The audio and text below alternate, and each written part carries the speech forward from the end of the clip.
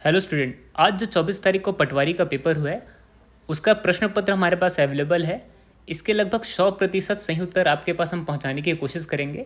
और अगर आप हमारे चैनल में पहली बार आए तो हमारे चैनल का नाम है सीजी की स्टडी। हम स्टडी से संबंधित वीडियो बनाते हैं, तो इस प्रकार की वीडियो आपको चाहिए हुई तो हमारे चैनल को सब्सक्राइब कर लीजिए। देखिए यहाँ पर जो पहला प्रश्न है, देखिए यहाँ पर स्पष्ट मैं आपको कर देता हूँ कि आपके पास जो भी सेट है आप उसको लेके बैठ जाइए। आपका जो भी सेट रहा होगा, ये मेरे पास सेट ए अवेलेबल है। लगभग जो सब प्रश्न एक समान होते हैं, तो यहाँ पर हम स्टेप बाय स्टेप देखेंगे।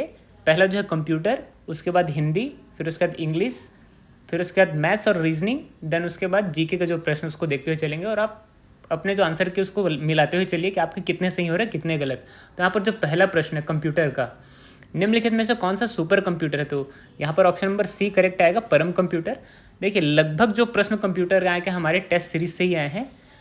तो अगर 5-6 वीडियो आपने हमारे टेस्ट सीरीज़ के नहीं देखे हैं तो आप उसमें क्रॉस चेक जाकर कर सकते हैं कि लगभग कितने प्रश्न हमारे जो वीडियो से आए हैं कि नहीं। तो देखिए यहाँ पर दूसरा प्रश्न है, डीवीडी की संग्रहण क्षमता होती है, तो डीवीडी की संग्रहण क्षमता जो है सीडी से अधिक होती है, तो ऑप्शन नंबर ए करेक्ट आएगा, सीडी से ज़्यादा। उसके अलावा तीसरा जो प्रश्न है, गणित की गणनाएँ करने में जो यूज़ होता है, तो वहाँ पर ऑप्शन नंबर डी करेक्ट होगा, ALU अर्थमेटिकल लॉजिकल यूनिट। इसके अलावा चौथा नंबर जो प्रश्न है, विंडोज़ में कॉपी का शॉर्टकट की है, तो यहाँ पर सिलेक्ट प्लस कंट्रोल सी को आप दबाएंगे, कंट्रोल प्लस सी को, तो वहाँ पर कॉपी हो जाता है। इसके अलावा पांचवा प्रश्न देखिए, एक्सेल में सूत्र का प्रारंभ होता है, तो यहाँ पर ऑप्शन नंबर डी करेक्ट आएगा, जो इक्वल चिन्ह है वहाँ से एक्सेल का सूत्र प्रारंभ होता है। इसके अलावा जो छठवां प्रश्न है, क्विक हिल है, तो क्विक हिल जो है एक प्रकार का एंटीवायरस सॉफ्टवेयर है, तो ऑप्शन नंबर बी करेक्ट आएगा। उसके अलावा तीसरा प्रश्न देखिए, गूगल क्रोम, तो गूगल क्रोम है ब्राउज़र है, कई लोग सर्च इंजन लगा के आ गए, तो सर्च इंजन जो है वो गूगल है, ना कि गूगल क्रोम। इसके अलावा आठवां प्रश्न देखिए, स्कैनर है, तो स्कैनर जो है इनपुट डिवाइस है, तो ऑप्शन नंबर यहाँ पर बी करेक्ट होगा, इनपुट डिवाइस। अगला जो प्रश्न है 9वां नंबर, निम्नलिखित में से कौन सा फंक्शन कैटेगरी में एक्सेल में नहीं होता? तो याद रखिए यहाँ पर ऑप्शन नंबर बी एकदम करेक्ट है, डाटा जो सीरीज़ है वो नहीं होती। अगला जो है 10वां प्रश्न देखिए, कंप्यूटर का मस्तिष्क होता है, ये तो एकदम कॉमन सी बात है, तो कंप्यूटर का जो मस्तिष्क होता है वो CPU होता है, तो यहाँ पर ऑप्शन नंबर सी करेक्ट आएगा। इसके अलावा 11वां प्रश्न देखिए, निम्नलिखित में से कौन सा इम्पैक्ट प्रिंटर है? तो डॉट मैट्रिक जो है इम्पैक्ट प्रिंटर की श्रेणी में है। मैंने अपनी वीडियो में impact printer, non impact printer को एकदम डिटेल से बताया है। यहाँ पर अगला प्रश्न देखिए 12वां नंबर, निम्नलिखित में से कौन सा ऑपरेटिंग सिस्टम नहीं है? तो याद रखिए ऑपरेटिंग सिस्टम यहाँ पर बी होगा, ऑफिस। ये MS ऑफिस वाला जो प्रोग्राम होता है ये दरअसल एक प्रकार का प्रोग्राम है। 13वां नंबर प्रश्न देखिए, कंप्यूटर वायरस है, तो कंप्यूटर वायरस एक प्रकार का सॉफ्टवेयर है, सिस्टम सॉफ्टवेयर नहीं है। इसके अलावा चौथा नंबर जो प्रश्न देखिए, MS वर्ड का पैकेज का हिस्सा है, तो MS वर्ड का जो है पैकेज का हिस्सा किसका है? MS ऑफिस का, ऑप्शन नंबर डी यहाँ पर करेक्ट होगा। और 15वां नंबर जो प्रश्न है, रोम जो है स्थायी मेमोरी, ये चेंज नहीं हो सकती, तो ऑप्शन नंबर यहाँ पर ए करेक्ट होगा।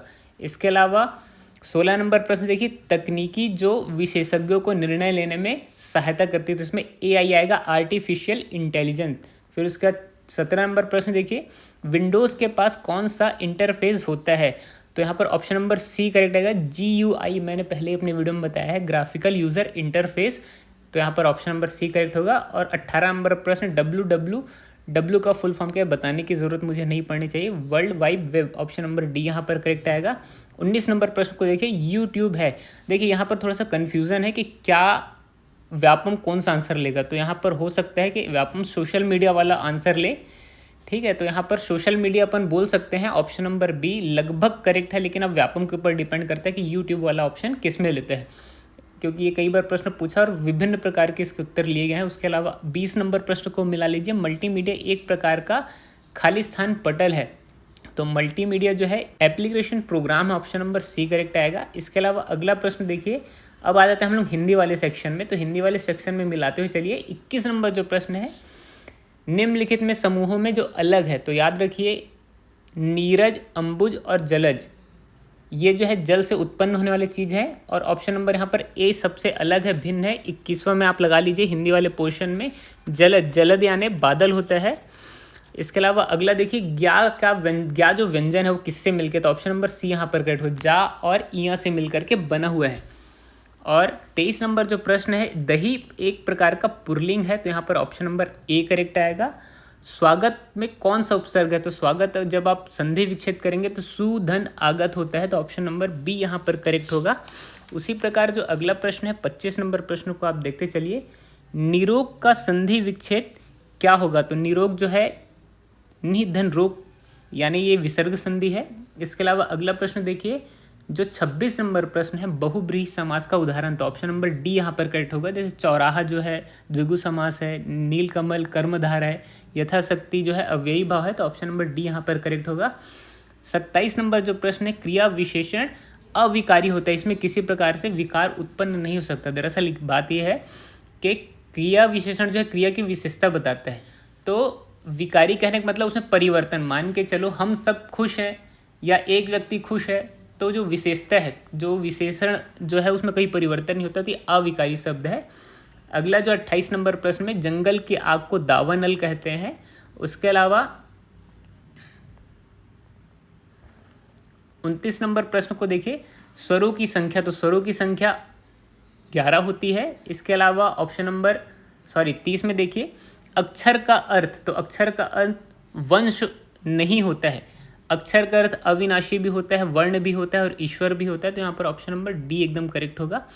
इसके अलावा अगला जो चैप्टर है उसको इंग्लिश वाले पोर्शन में हम आ जाते हैं। इंग्लिश वाले पार्ट में आप मिलाते हुए चलिए, आपका जो आंसर है 31 नंबर जो प्रश्न है, तो उसमें ऑप्शन नंबर ए करेक्ट आएगा, यानी इन।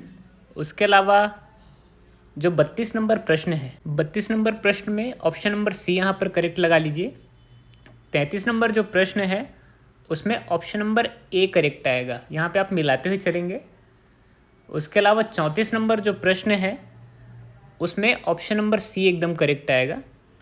और 35 नंबर जो प्रश्न है वहाँ पर आप लगा लीजिए, यहाँ पर भी ऑप्शन नंबर सी करेक्ट आएगा। इसके अलावा जो 36 नंबर प्रश्न है तो उसमें थोड़ा सा मुझे डाउट है, लेकिन हो सकता है कि ऑप्शन नंबर डी यहाँ पर करेक्ट आए। 37 नंबर प्रश्न उसको देख लीजिए आपके प्रश्न पत्र में, जहाँ कहीं भी हो तो यहाँ पर ऑप्शन नंबर ए करेक्ट आएगा। इसके अलावा 38 नंबर जो प्रश्न है उसमें आप ऑप्शन नंबर डी को करेक्ट लगा लीजिए। और 39 नंबर जो प्रश्न है वहाँ पर ऑप्शन नंबर बी करेक्ट आएगा। इसके अलावा 40 नंबर जो प्रश्न है उसमें आप ऑप्शन नंबर सी को करेक्ट लगा लीजिए। अब जो गणित वाला पोर्शन है उसको हम डिटेल से नेक्स्ट वीडियो में हम करेंगे, और अगर आपने हमारे चैनल को अभी तक सब्सक्राइब नहीं किया तो सब्सक्राइब कर लीजिए, और मिलते हैं नेक्स्ट वीडियो में। तब तक के लिए पीस आउट।